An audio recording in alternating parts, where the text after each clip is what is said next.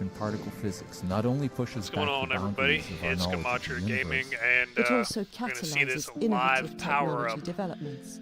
we of have had CERN. and will continue to have an Should impact be on interesting. all of our lives and on the world around us. Understanding our universe means going further than outer space. We are are CERN. CERN, and we are going back to the origin of our universe Pushing science, and pushing technology.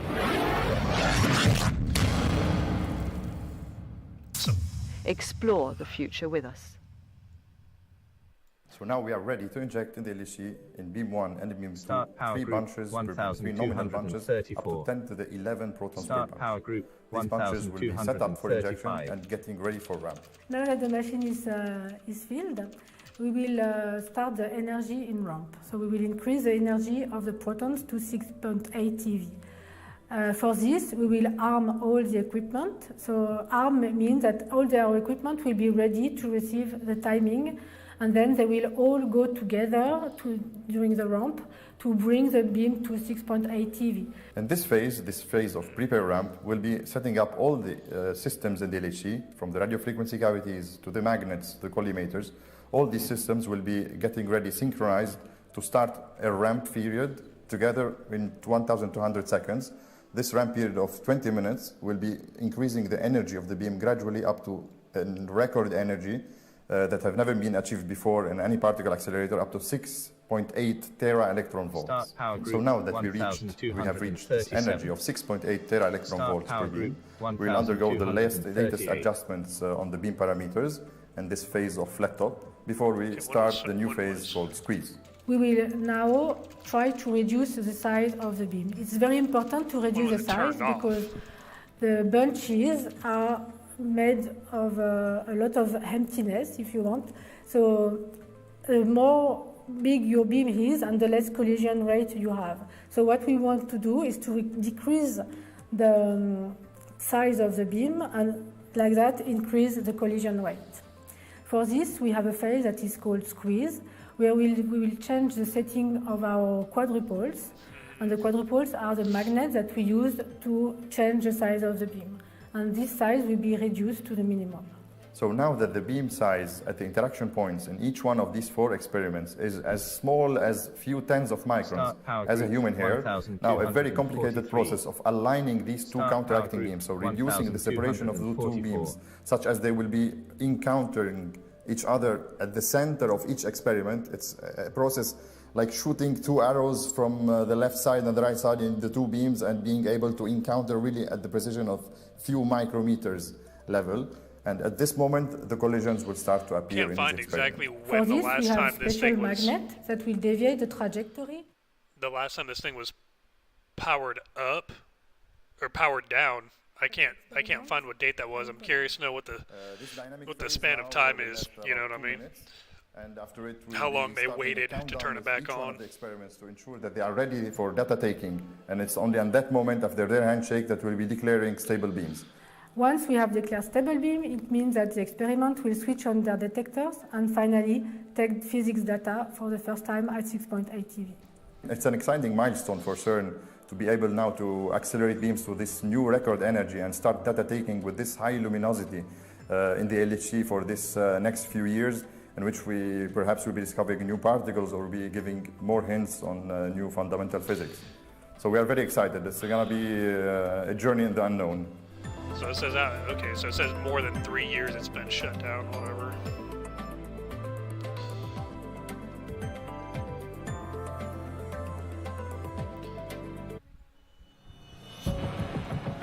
Calling it run 3. Oh boy. Not sure how I feel about this. All the 6s on the CERN side. Did you see that? Look at this. 6, 6, 6, 6, 6. This is crazy.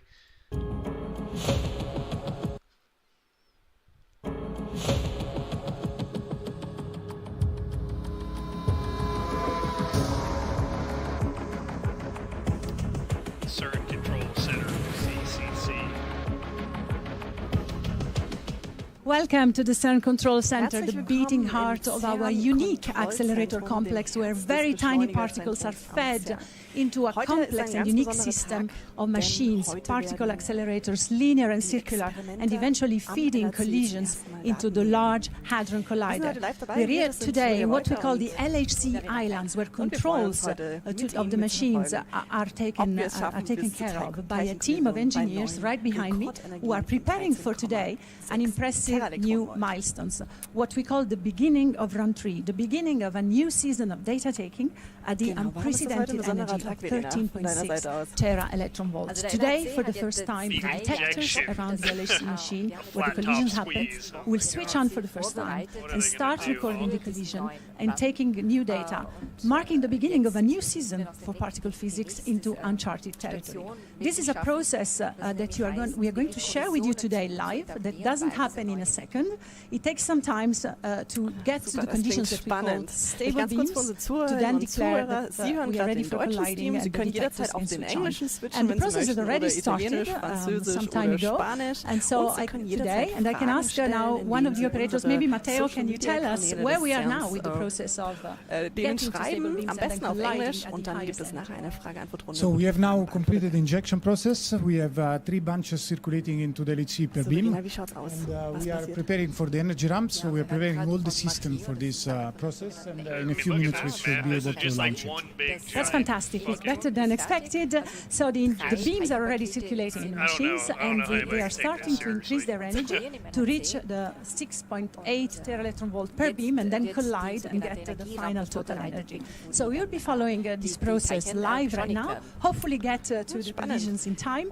And Vielleicht you'll schauen be wir uns able ganz to kurz ask your den Screen questions. an. You Das can heißt, follow was this sehen wir denn live da in auf dem 4 languages, unteren English, Rand Italian, dieser French, Halbkreis? Das sind die German and verschiedenen Spanish. Stationen, die wir And brauchen. send in your questions, Ja, which will also, be asked in an der hour or so, Zyklus, hopefully des after collisions, LHC besteht by aus a verschiedenen panel, a Phasen. wonderful Also panel of Injektion ist eine von experts, diesen including Phasen. our Director General, Dann Fabiola das Gianotti, nächste ist dann Director die for Beschleunigung. Accelerators, Mike Lamont, Und the das ist das, was wir representatives jetzt of gleich the anfangen 4 werden. large experiments, and also of the minor nächsten experiments around the LHC. Sekunden, So good luck LHC, wird keep wirklich following us, die send in your Beschleunigung questions, getriggert mit and einem see you in a sogenannten moment. Timing Start Event. collimators. Start power group Okay, dann 23. schauen wir uns erstmal so ein bisschen an, was genau das CERN One eigentlich plane of vorhat. beam 1. There's somebody Two speaking in bankers like off for at least one plane of beam 2. Swedish or something. I don't know. So I think CERN is based in Switzerland.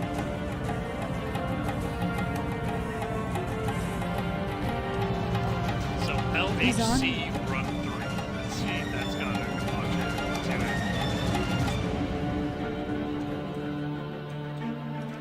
And welcome Hier back sieht man in jetzt, the CERN den Control Center. LHC-Tunnel, We're links here sieht es today. aus. Das sind Commenting in die English Röhren, with die me sich zum is a Verleiten very an important Licht person in the befinden. beams Also department. wirklich So you're the 25 big Kilometer boss here. And here with Rodri wirklich, Jones wirklich so from aus. the Man beams sieht die Magnete department, nicht. and Dadurch, you're dass, helping me to go through die this complex process of getting the Isolation sein beams into müssen. stable conditions and then collide. Is that an easy thing to do? Genau, die sehen alle noch sehr entspannt aus, oder? Entspannt, ja, vielleicht auch ein bisschen gestresst, habe ich schon das Gefühl. Ne?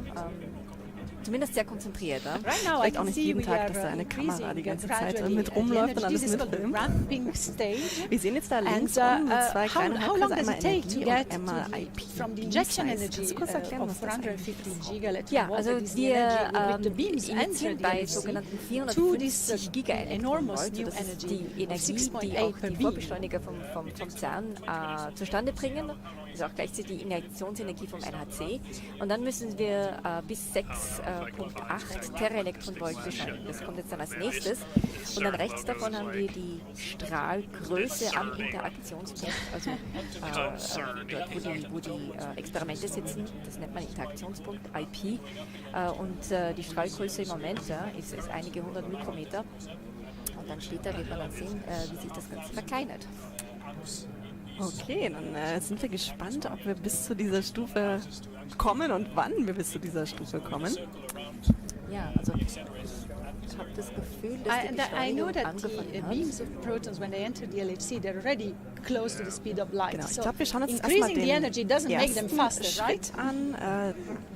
Den haben wir heute schon vorbereitet für Sie, sonst würde das länger dauern. Wir schauen uns mal an, wie die Teilchenstrahlen überhaupt in den Large Hadron Collider reinkommen.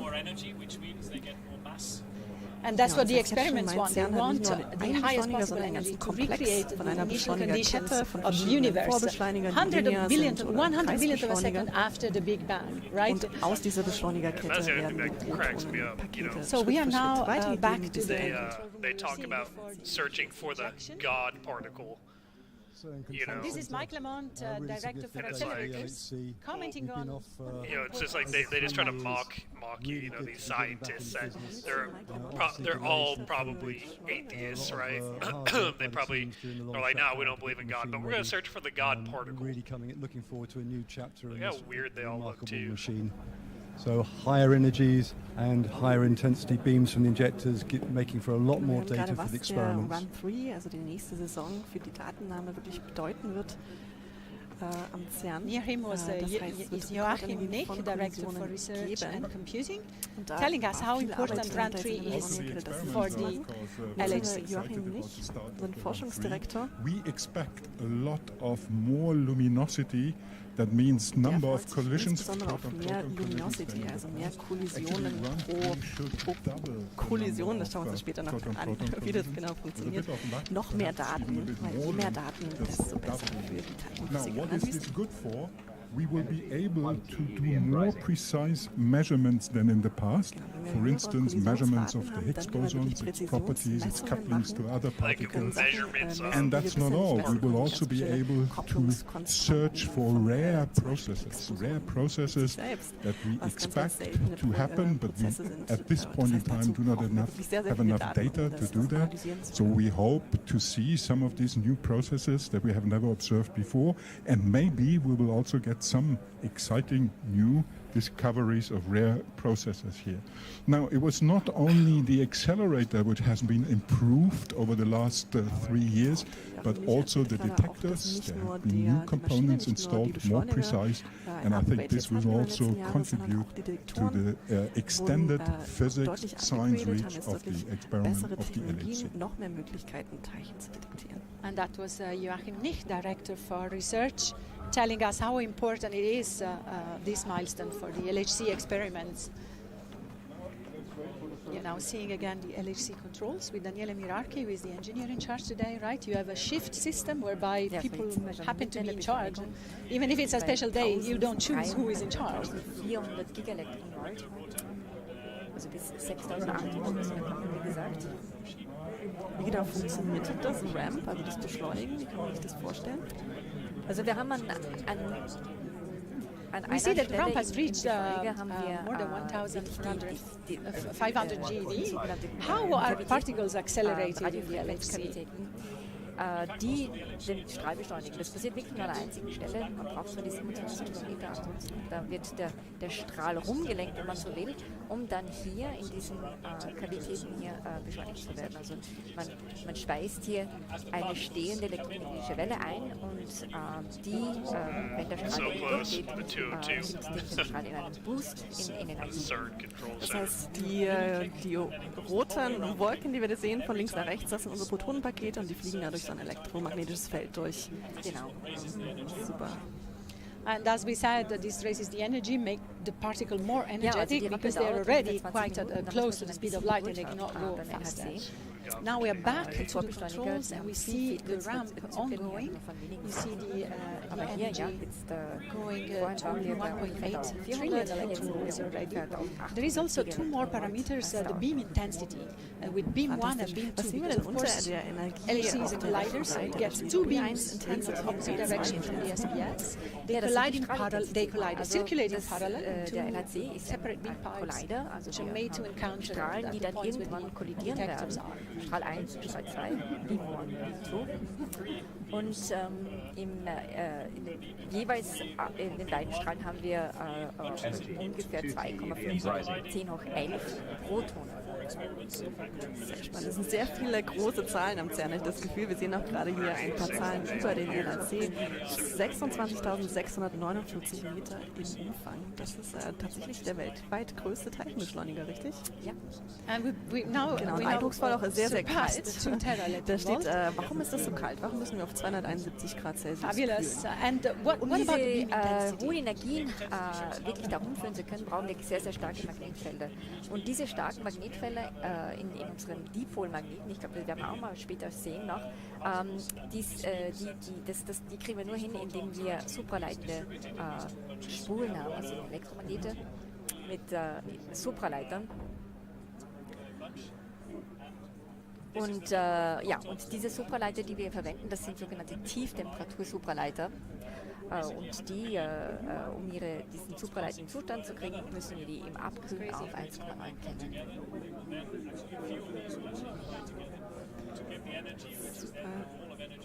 Okay, wow. Ja, jetzt wird es ja ein bisschen lebhafter, habe ich das Gefühl, es passiert was. Ja, ich gebe dir jetzt recht, jetzt schauen Sie tatsächlich entspannt aus. Sehen wir auch zwischen den Rücken unserer Generaldirektorin von Gianotti eingeblendet, die werden wir später noch sehen in der Fragen- und Antwortrunde. Aber die ist natürlich jetzt schon vor Ort.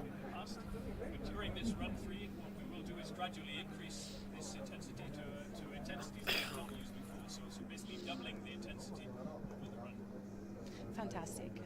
It's ongoing, and today there's more than one person in the LHC controls. Usually in shifts I've seen only one person doing that. So, jetzt sehen wir hier die Dipolmagnete, von denen du kurz gesprochen hast. Ja, man sieht sie hier nur von außen. Okay, hier ist überhaupt ein Querschnitt mit diesen Spulen hier, ja, und also diese Spulen hier, die sind wirklich aus supraleitendem Material. Und das Besondere hier an diesen NHC-Dipolen ist, dass das sogenannte Twin-Archer Magnete sind, also man hat wirklich zwei. What does it do to the beams? Curve the beams to allow it to go around the ring. So basically the magnetic field that it creates deviates the particle in a circle. This is what allows it to go around the ring with a very high field, magnetic field in there, which means a very, very high electrical current in superconductors. All of this at nearly absolute zero, so at minus 271 degrees. There is a special shifter now in the controls of the LHC. I see our Director General taking part in this process of running the beam to the beginning of run 3. Is she familiar with what you're doing? Fabiola is very like, is this thing already from the start? Is this thing already like at its like squeeze stage or whatever in real time? Like I don't know if they were gonna be able to see any, anomalies happening in the world. So she could even replace the shifter if you needed extra manpower. No, I'm joking. She's very passionate for physics, and every aspect of the process enthuses her, and she of course understands all that is involved.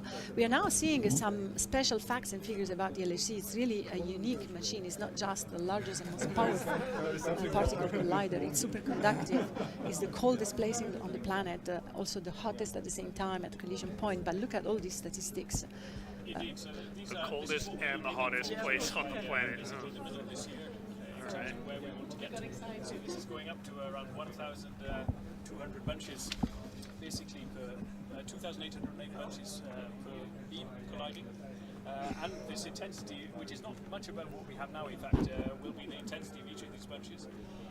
And then all of these collisions happening at the same time. So basically, we're going around this ring, bunches at 11,000 times a second. 3.5 TeV and each rising. of these bunches is colliding together. So today we only have 2 collisions. So basically, 2 collisions every 11,000.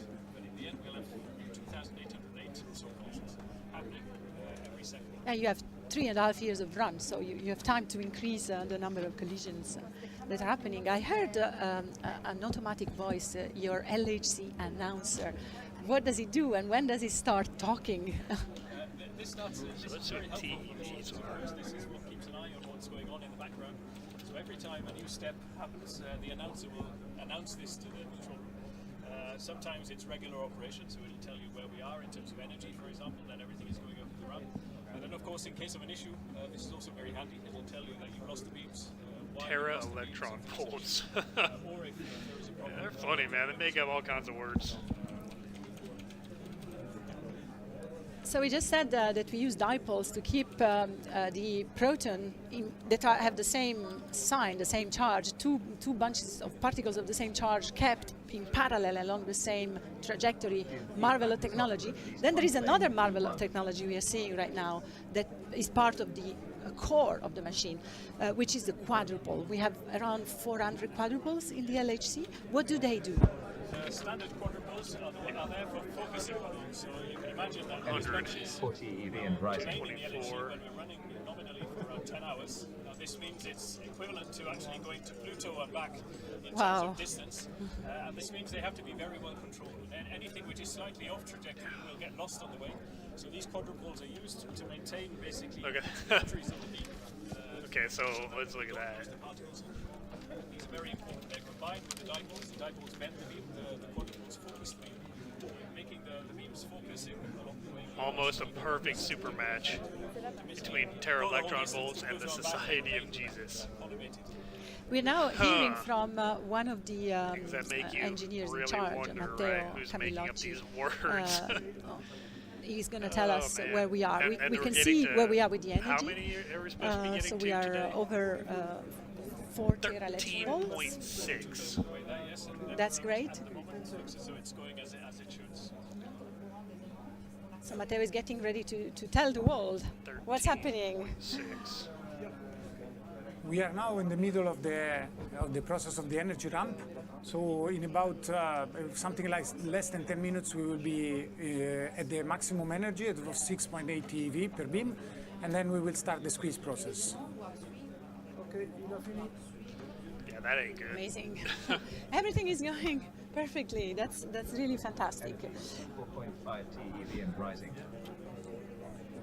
The announcer just said where we are with the energy. And rising, that's fantastic. It's encouraging. There should be a lady's voice next time you program the announcer. Just change the voice. And this is LHC page 1. I guess a lot of people are watching this page right now. Yeah, so what you can see here is exactly what we said. This is the ramp. So this is what looks like this skateboarding ramp taking off. So this is basically the current in the magnets, and this is equivalent to the energy. So in fact, the scale you see at the right is the energy. And then the red and blue lines are basically the intensity of the beams. So we have a red, you see it on the screen as well, and blue beams. So we beam 1 and beam. What if their chat is broken?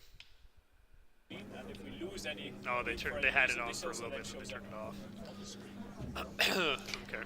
And we should not forget that this is a big milestone, especially for the LHC experiments. And in their control rooms, we have as many people as we can see here today. And we are going around the ring, starting with interaction point number 1, where the Atlas detector, the largest of the 4 detectors, is located. Are we ready to talk to Atlas? Hello. Yes, I think we are. We are seeing an animation right now of where the Atlas detector is located. There are 4 interaction points around the LHC. Atlas is at point 1, and this is an animation taken from the real engineering design of the detector. Is super detailed. This is an enormous, the largest detector ever built on the planet. And we are soon going to talk to the Atlas Control Center, where we have They've got the Atlas control room as well. Sarah Demers, I think. Is it? Yes. Hi, hello. Sarah. That's You're right. the data preparation coordinator. This is a big day for you. First of all, happy Higgs boson anniversary.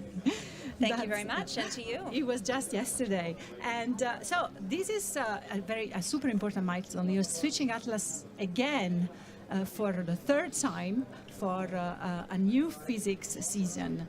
And it's more or less like the first time, isn't it? Like the first time, this feels like nothing I've ever experienced before, actually. But yes, the room is really full of energy. People are excited. I think there's a little bit of nerves, but we feel ready for data, ready for run 3. Thank you, Sarah. We'll come back to you when conditions are done. And good luck with this run 3.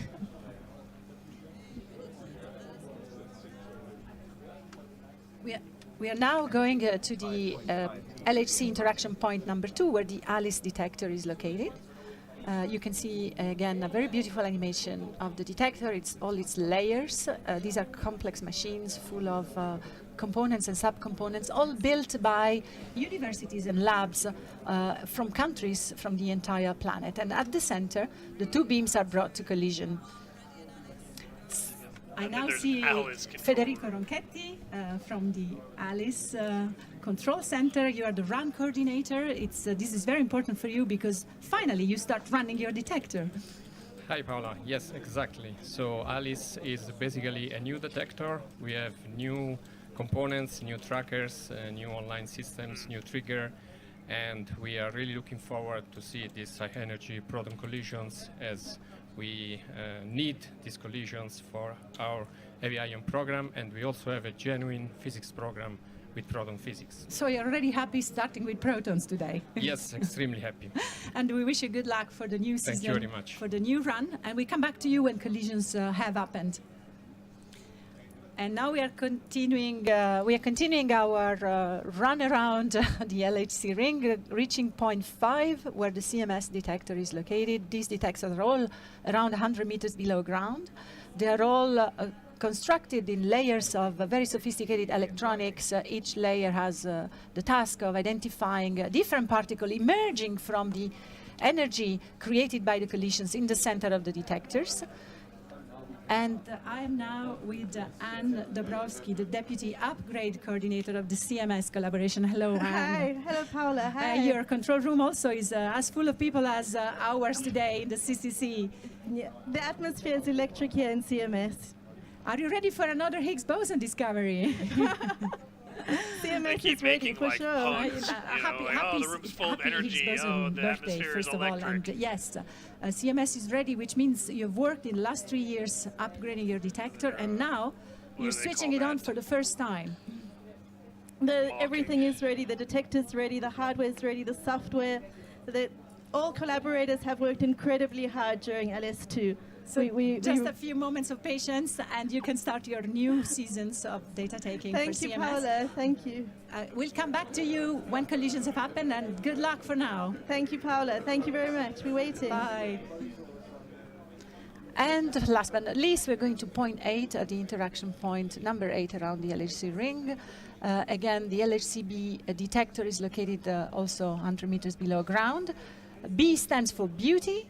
This is a very unique and beautiful experiment, and we are now talking to the physics coordinator-elect, Yasmin Amisa. Hello, Yasmin. Hello, Paola. So, I just said that LHCb is a very beautiful and unique detector, and you are now ready to take collisions, and this is unprecedented for you. Can you tell us why? Yes, absolutely. So LHCb, as you may know, during the long shutdown has been entirely redesigned. So we have a new tracking system, new PID. The way that the data is processed is entirely different, and we're really excited to get to see the first physics result that we're going to get with this Beyond New detector. And hopefully elucidating some of the mysteries you've already spotted in round 2. Absolutely, absolutely. We have a lot on our to-do list, and we're very excited to handle this in the next few weeks and months. So I wish you the best of luck, and Thank we'll you get very back much. to you when collisions start, hopefully seeing some of the very first events. So we've completed our tour of the 4 experiments. We'll get back to them when collisions are happening, hopefully in time for our live to be finished. And we shouldn't forget that there are around the LHC also smaller experiments. The 4 detectors are huge, but there are also some smaller experiments, and we have one spokesperson for all of them, just presenting these experiments to us. These are Phaser, SND, LHCF, Modal Map, and Totem. For at least one plane of beam 1. Here is Jamie Okay, so as well as the Boyd. large LHC experiments that we've just been told about, there's actually 5 small experiments in the LHC, which they don't have their own collision point in the machine, so they're situated around the large experiments, and they see the signals coming from the collisions from those large experiments. So just to list through these experiments, so the first one I'm going to talk about is called Totem. So this is situated close to the CMS experiment, so it's got detectors that are 200 meters either side of CMS, very close to the beam. And it can use these detectors to detect scattered protons and to measure what's called the total proton-proton cross-section which is basically the proton interaction rate at the highest ever energy when we go into run 3 at 13.6 TeV. So the second small experiment that I wanted to mention is called LHCF, and this is situated about 200 meters from the Atlas collision point. LHCF is situated very much in the forward direction of the collision, so it can see the collision products that go outside the Atlas acceptance, and this provides very useful insight, very interesting insight for cosmic ray experiments. Then I want to mention the modal experiment, which is placed close to the LHCb interaction point and is designed to search for exotic new particles that could exist, such as magnetic monopoles. So modal actually has an ongoing upgrade which will allow it to also search for what's called milli-charge particles, which are particles with extremely low electric charge, and that will be an interesting new thing that comes in for run 3. Finally, I wanted to talk about two completely new experiments that didn't exist before the shutdown. They've been installed in the last couple of years, called Phaser and SND at LHC. So these have been designed to search for neutrinos that are produced in the proton collisions in the LHC for the first time. In fact, neutrinos have never been detected directly from a particle collider, so this is really an interesting step forward. And these two experiments can also search for light, weakly coupled new particles that could be motivated by dark matter. And so this will really open a new sort of region of physics studies that can be done at over the past couple hundred years. So that's the 5 experiments. I also wanted to just mention that there's, of course, the teams working on these are super excited about the start of run 3. For 2 of the experiments, it's the first time that they will ever see collision data, so that's extremely exciting to see how the experiments perform with this data. And then also, of course, to use this data to do physics measurements and searches. The other experiments have also had large upgrades during the long shutdown, both to improve their physics capabilities, but also to deal with the effect of radiation, which sort of deteriorates the detector performance during run 2. So all of the experiments have new components, and it's going to be really exciting to see how these perform with the new data, and especially at the highest energy ever. So that's what it was. So we have now Matteo Solfaroli telling us where we are with the ramping. TeV per beam, and we have started the squeeze process, during which we reduce the dimension of the beams at the collision points, thus increasing the probability of collisions. This process will last for about 6 minutes, and then we will be in the position of start the collision process. Okay, they finished. So, Rodri, we reached the energy we wanted. We've reached right the energy, now. yes, and we're at 6.8 TeV, so GeV. Fabulous, fabulous. So, 6.8 tera-electron volt, that's fabulous. And you started the next stage, which is the squeezing. This is called the squeeze. So basically what we're doing now is actually reducing the size of the beam in the middle of these experiments that we just saw. And this means that when the beams reach the center of this experiment, they're very, very small. They're only a few microns wide. And we do this so that there is much more chance of them colliding together when they actually come in there. They are as small as a human hair, even less than a human hair. They're much smaller than a human hair, yes. We are now going to see how do you do the squeeze with these collimators? Well, the collimators are used to clean the beam. So what's very important in a superconducting machine is to make sure we don't lose any of the particles along the way. And this is why we use these beasts that are called collimators. So any particle that is not directly in line with where we want it to be is basically cleaned away by these surfaces that we see on the side, and we lose them all in this region where we want to lose them, which is basically this collimation region, rather than in the superconducting magnets around the rest of the ring. Okay. And for a machine like the LHC, this is very, very important, because if we lose too many of these particles, we will basically heat up the magnets, meaning that they become non-superconducting, and this means we lose the beams. So the collimation system is a system which is very, very important, and basically make sure that we keep only the beam that we really want, the beams that are going to collide, and anything which is off trajectory we lose in these regions. Where are they located, these collimators around the ring? They're located in 2 main regions around the ring. One which is to clean away everything which is basically not at the right energy, and the other one to clean away the particles that are basically deviating in the trajectory. Now we can see how collimated the beam is, that it becomes as small as the size of Spain on a euro coin. Indeed. It's really very much thinner than a human hair, almost invisible to the naked eye. Yes, and this, of course, very important before we get into this squeeze process is basically to make sure that these beams are very clean. So basically these collimators are moved in along the ramp, and they follow the size of the beam. And then once we reach the squeeze process, basically here now we have these very strong quadrupoles that we saw earlier either side of the experiment, which are increasing in their energy and squeezing the beams down in the middle of these experiments.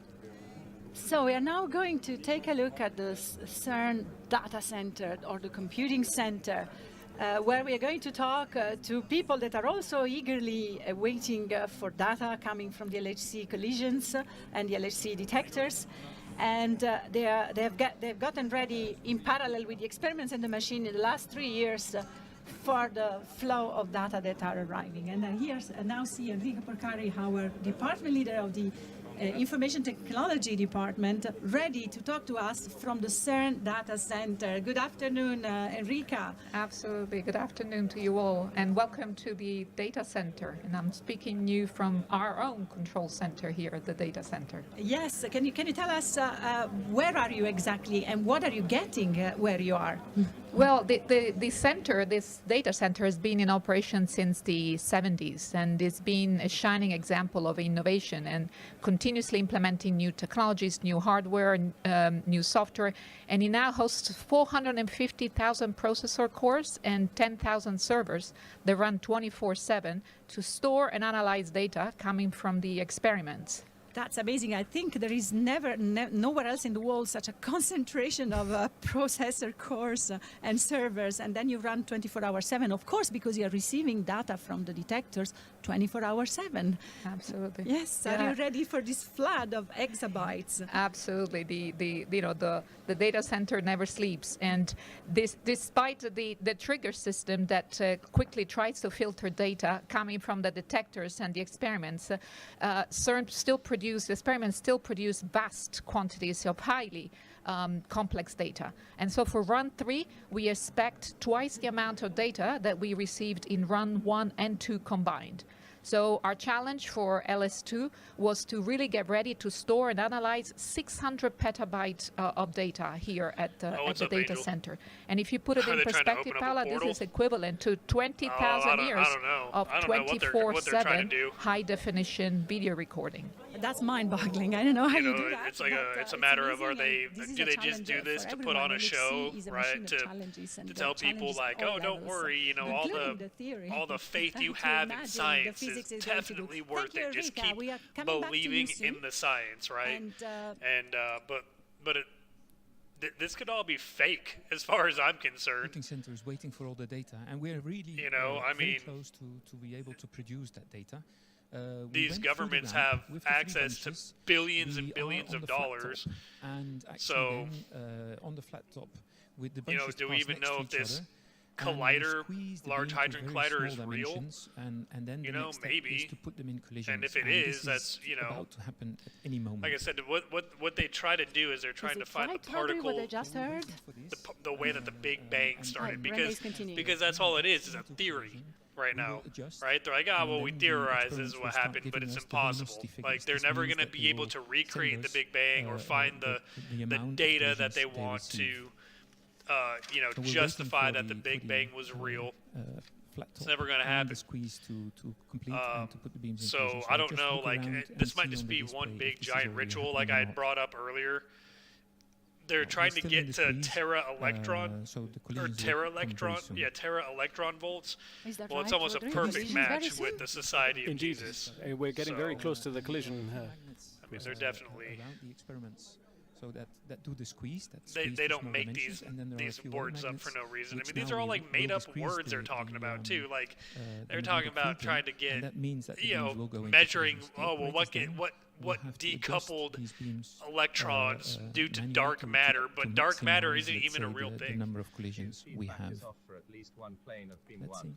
Dark matter is just a word they made up for when their data doesn't make sense. Or it's like, oh, it's dark matter. Dark matter. You know what I mean? Close to collisions, Rodri. When it all goes well, it all goes well. And yes, we're very close.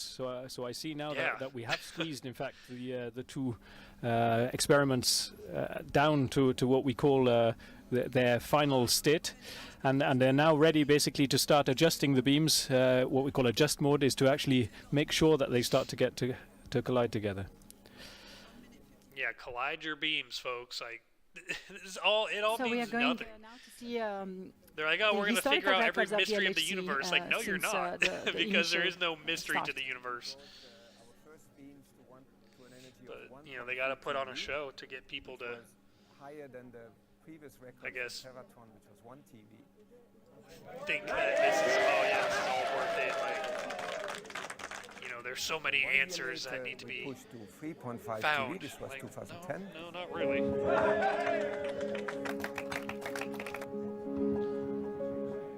2 years later, in 2012.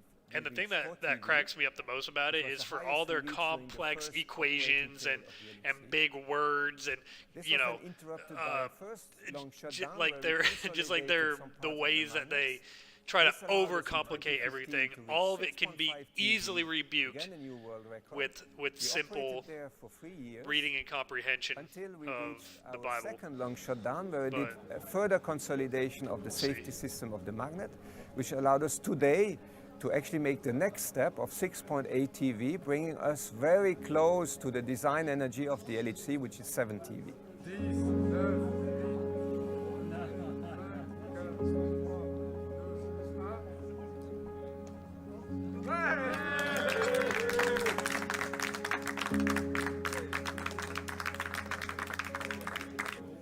Now this, of course, an important day for us because the beams reach this new energy for the first time. But it's only the start of a very long commissioning period, which will bring us to actually collide the two beams for the experiments and provide the highest energy collisions, which should happen about 6 to 8 weeks from now. Yeah. And that was Jörg Wenninger, head of operations at the LHC Controls, commenting on all the records of this fabulous machine since its very beginning until 2 months ago, when you reached for the first time the nominal energy that we are having today. Indeed, it's been we've been setting this up now, so after a long shutdown period, we've got everything ready. We've managed to get all these magnets to actually stay at this very high energy as well, which wasn't simple, and now we're really getting very, very close to actually putting them into collision for the first time. To today's big milestone, let's remind it that we are reaching the conditions with stable beams at the high energy, so that the detectors can safely switch on and start recording. Why does it take so long between reaching the energy record and then giving the collisions at that energy record to the experiments? We have to be sure that we can manage the beams, and this is very important. So we are now collapsing the separation bumps. In about 2 minutes, the beam will collide in the detectors, and so we can go. So 2 minutes to go, Matteo said. 2 minutes to go. Amazing, So they're collapsing what they amazing. call these separation bumps. So while we ramp, of course, we don't collide the beams together. We make sure they don't collide. But of course, when we want them to collide, we have to, what they do, collapse the bumps. So basically take away the bumps is what's keeping them apart. And this is then pushing the beams closer together until they really collide in the experiments. We are faster than expected. This is just amazing. We are seeing now the 4 experiments control room in contact with Daniele Mirarchi. And then now they're just waiting for the collisions to actually take place. And as soon as the beams collide, the experiment should start to see something happening. They're warming up. Warming up their hands, ready for a final applause. So now, we're just doing the final checks before putting everything into collision. Hopefully everything is lined up and we actually get them to collide where they should collide. So that's of course not trivial either. And this is also why we've had to set things up beforehand, before letting the experiments actually turn on their very expensive detectors to take the data. Start feedback dynamic change. Start power group 23. 2 minutes to go, I heard from Daniele. So we are sharing with you this beginning of run 3 that is happening in minutes right now from the CERN Control Center, connected with the control centers of the experiments. I heard that they are now ready for a handshake. So the control center of the LHC, the machine side, is handshaking with the 4 experiments control rooms. Exactly. When we get close to actually putting the beams into collision and the control room and the operator in charge is very happy with what's going on, then basically there is this handshake process. So basically we allow the experiments to actually start turning on their detectors to actually start taking data. So we're happy with how the beams are going, and basically that we're ready for them to actually switch on these very expensive detectors to start taking the first data of run 3. It's a precision game in a giant machine. That's what's amazing. What really puzzles me with what you're doing Exactly. here. It's very non-trivial, in fact, to actually put these beams into collision. So these are very, very small beams. We said much smaller than a human hair.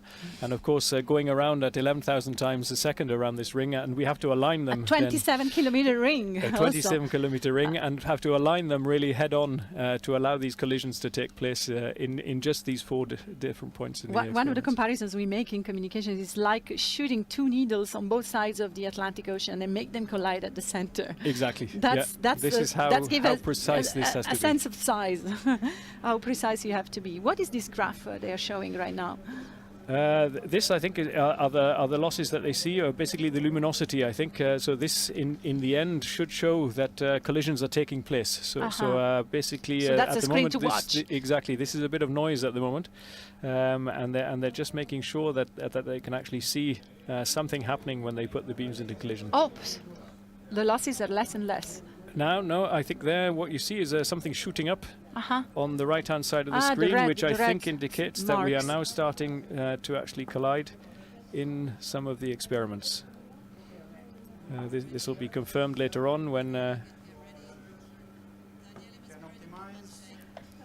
So now I think we have confirmation that there is collision taking place, which means that we can then handshake with the experiments. So we are in collision mode with the machine, but detectors are not switched on yet. We are waiting for the handshake. Exactly. We're waiting for the engineer in charge to actually tell the experiments that they are allowed to switch on their detectors. Start power group 1570. So just some final adjustments being made to make sure that everything is ready. Such a delicate process. The experiments are eager. I can see the faces of the people in the experiments control room waiting for this handshake.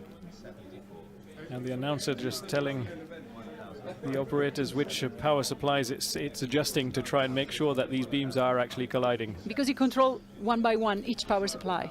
There are specific power supplies that are controlled individually to try and make sure that these fine adjustments are made, yes. Yeah. Fabulous. Start power group 1579. Start power group 1500. So I think now what we see is that there is activity in each of the actual experiments. We see the four different graphs where we're trying to now optimize the luminosity, so basically how the beams are colliding, and we're just scanning the beams across each other to try and make sure that we've really got them aligned as they should be before we give the go-ahead to the experiments to actually start taking their first data. Start power group 1587. Start power group 1588. So these are what we call luminosity scans. So a luminosity is a measure of how many collisions are taking place at any time. And of course, you can imagine that when we bring the beams together, these very small beams, they're not perfectly aligned head-on. According to the script, and this means that we have to slowly move them left, right, up and down to try and optimize where the collision point actually is. And this is what's going on. This is the job of Daniele, who is now on screen. Exactly. This is what's going on at the moment. These automatic scans that have been launched to try and make sure that we're now optimized before we give more the experienced colleagues around him, because I think it's his first year LHC it's operator. His first year of LHC operation, yes. He came on the team as we were in shutdown mode, so this is really the first year that he's been operating the machine, but doing a very good job of it. Start power group 1599. Start power group. So there we have, these are the different scans that are made. The dips are where we go out of collision, and every time it goes up, of course, it's where we basically optimize the collision points. So you can see that as we move away in the wrong direction, we actually go down in what we call luminosity, so how many collisions we have. And then as it's optimized, of course, we get to a higher and higher level, and this is what is now being done. And once he's happy with the level for each of the four experiments, he will then launch the handshake with them to allow them to start taking data. It's a thrilling moment. Everybody is waiting. I think the experiments are already pleased that they are getting collisions, but they are not switching on yet. Not yet. No. I think they want to really make sure that everything is fine before giving the final go-ahead for this. Power group 1611. Okay. So this is the final step that's not been done yet this year. So it's this move from this adjust phase. It's a real to first really that we are beams. sharing with the world today. Exactly. So now all the eyes are on Daniele Daniele is Mirarchi, who has the luck or the bad luck of being on shift today, at the very moment where all the eyes of the world are on him. He's like an orchestra director setting the pace for the music to go. But very calm, as you see. I think very professional, and knowing all the steps that has to be taken to make sure that this is all done in the right way. This is a job that is learned on the job, right? There is no specific training outside this room. Not really. There's a lot of knowledge, of course, behind, which has been acquired over the years in different ways for Daniele as well. But then the real on-the-job operation is learnt in the control room, of course. Because you continuously adjust. We are ready to go. Good to go, ready says to Daniele. go. Good to go.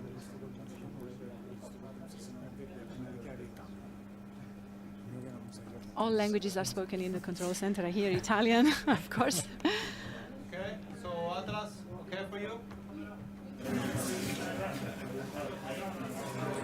I hope Atlas has heard.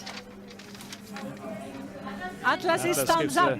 Atlas is thumbs up. That is. That was. Alice is ready for collisions. Good. CMS, are you okay? Yes, confirmed. You are ready for collisions. LHCb, it's for you, okay? Go for it. Yeah, fantastic. So all experiments confirmed that they're happy. So we are counting down to the start of run 3, the moment when the experiments are going to switch on for the first time and be able to record collisions from the Large Hadron Collider at the center of their detectors at the record energy, unprecedented energy of 13.6 trillion electron volt. This is going to happen in 8 seconds from now. 6, 5, 4, 3, 2, 1. Being mode stable beam.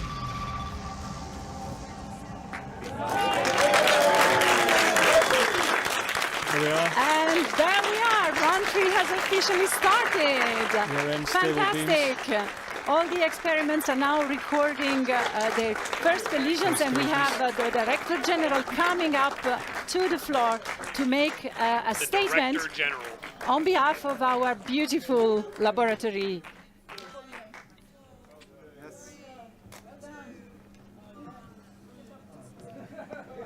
We are starting the countdown again. What's happening? Yeah, of course they are. We're in stable beams. We are in stable beams. We are in stable beams. Are they colliding? Stable beams. We're colliding. We are colliding. The experiments are starting to take The first experiments data started to of take the run 3. data, but what happened to the Director General? She was supposed to come to make a declaration.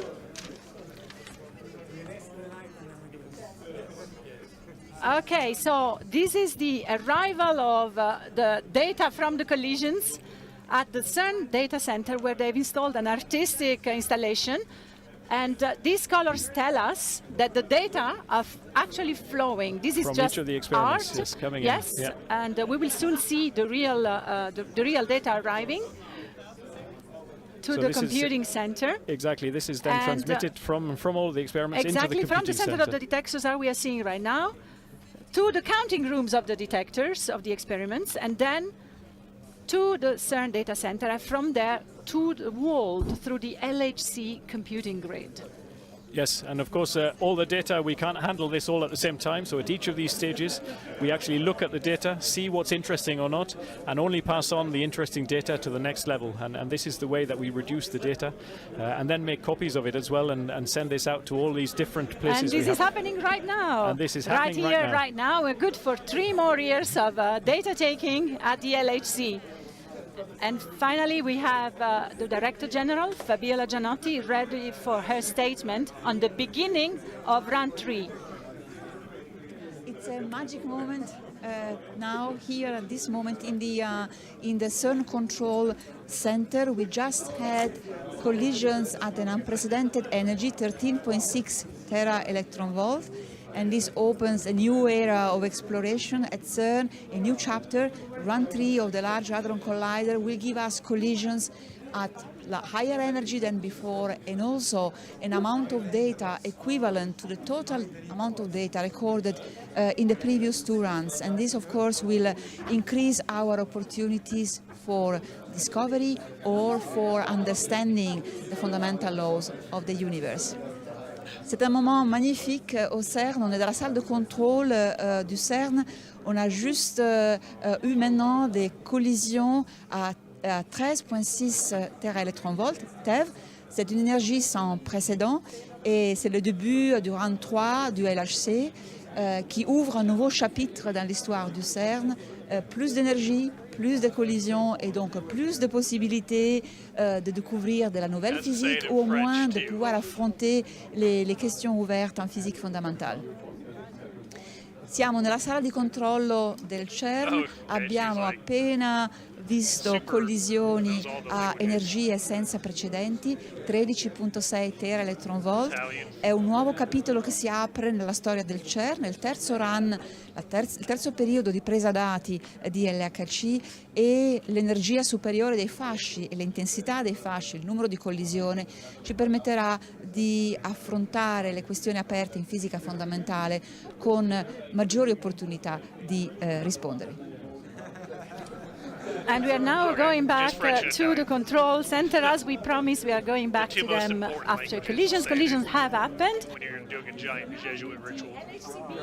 Control room, where I see Chris Parks, the spokesperson of the experiment. Hi, Chris. Everybody's smiling. You were applauding before. This is a magic moment, as the Director General said, especially for your detector.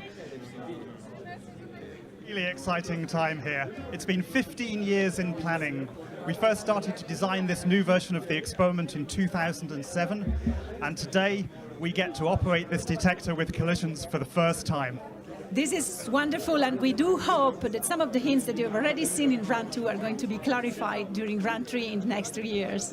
Yeah, we really hope that we're going to collect something like 10 times as much data in this next run as we collected before. So hopefully we can see a whole range of new phenomena. Even today we announced the observation of 3 new particles that we observed from the data from the last runs. And let's see what we get from the next year. Yes, we'll talk about the new tetra and pentaquarks later during the Q&A session. I'm sure there will be lots of questions for you guys, so stay really there. Don't go away, celebrate, and we'll celebrate together later on. Thank you very much. Thank you, LHCb. We are now going to the interaction point 5. I see Luca Malgeri, spokesperson of CMS, ready for commenting the beginning of round 3 at CMS. Hi, Luca, can you hear me well? Yes, I can hear you, Paula. Can you hear me? Yes, very well. Thank you. So, are you happy, CMS? Yes, I can hear everybody's happy. Round 3 has started. What's your comment, Luca? Sorry, Paula, there was too much noise here. If you can repeat the question, please. Yes, just a comment on Run 3. What are you up to in the new run for the CMS detector? Yeah, now, I mean, there was really 3 years of hard work for all the people that are here. Actually, there is a crowd here. We are celebrating. We have seen the first events there. It's really amazing, and it is really a celebration that we are doing here. I hope you can show the events with us later on. Actually, you can probably oversee we see the collisions in the middle of your detector. Indeed, and this is what we were celebrating. So for us, it's really, I mean, these were really heavy 3 years, but we are really ready now to go for another. Yeah, we are asking for the main display. And I said that this will be fantastic because we are preparing our detector for the next years that come in Run 3, really to go even past the doubling of the luminosity in terms of reach. So happy new exploration, CMS, and see you later for the Q&A, Luca. Sure. And it's now time to go back to Alice at point 2, where we see Luciano Musa, spokesperson of the experiment. Hello, Luciano. So celebrations at Alice as well. Thank you very much, Paula.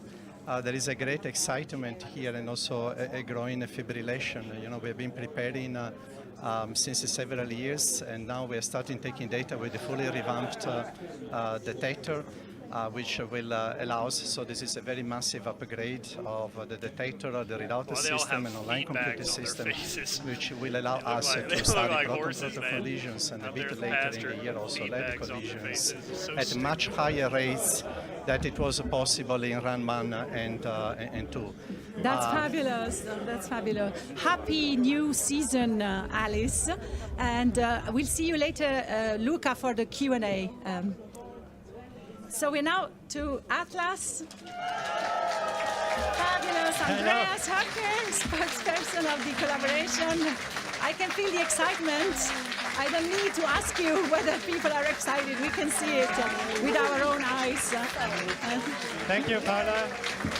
I hope you can hear me. You see, it is an absolutely overwhelming moment for all of us. It's as if it was brand new detector. Yes, indeed, and you can see also maybe on this side the beautiful collisions showing up here. Yes, exactly. They're fabulous. So fantastic collision. So this is really an absolutely overwhelming moment for all of us.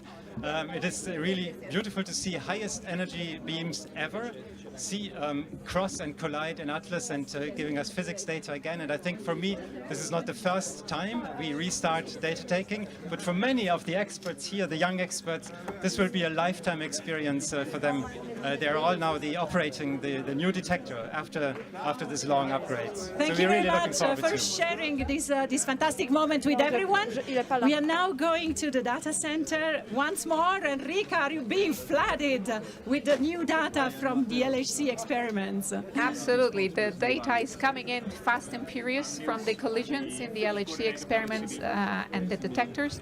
And so all the data is coming in here in the room behind me that is hosting 450,000 processor cores and 10,000 servers that run all the time. As you could see from this animation, data from the experiments come into the data center, which is connected to the experiments via over 50,000 kilometers of optical fiber. That's more than the Earth's circumference.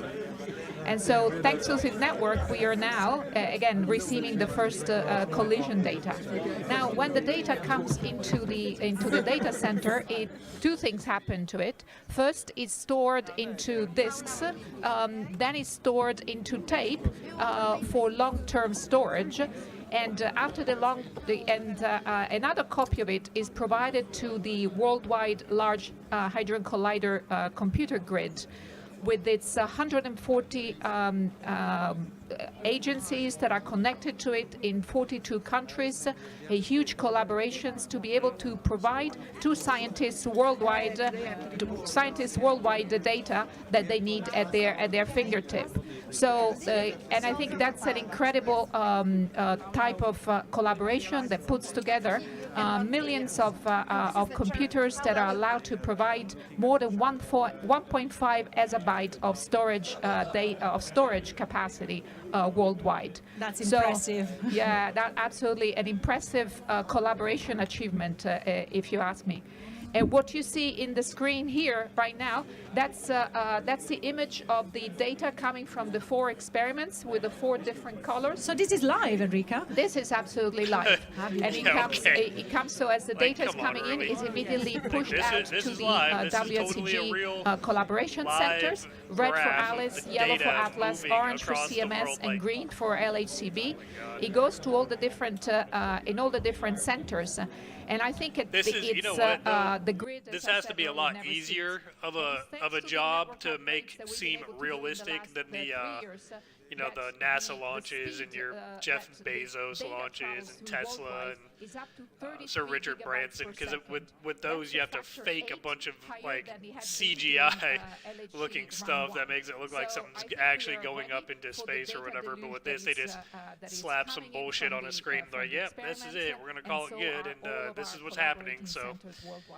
This is fabulous. Yeah. This is better than a worldwide orchestra all playing together at the same time. And obviously, nobody ever sleeps at CERN. Everything is happening 24 hours on. Thank you very much, Enrica. You stay with us for the Q&A later. Absolutely. I'm sure there will be lots of questions for everybody at this special moment for CERN.